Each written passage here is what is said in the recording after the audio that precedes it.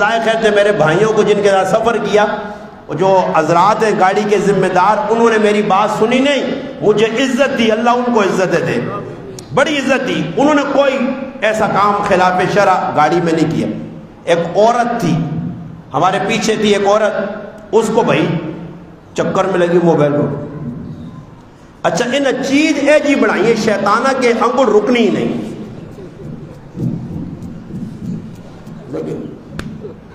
نہ امی کو پہچانتے ہیں، نہ ابو کو پہچانتے ہیں، نہ بیوی کو پہچانتے، کساں سینڈ نہیں نہیں، بندہ نہ نشہ پیتے ہیں، بھنگ پی کے بیٹھے نہیں۔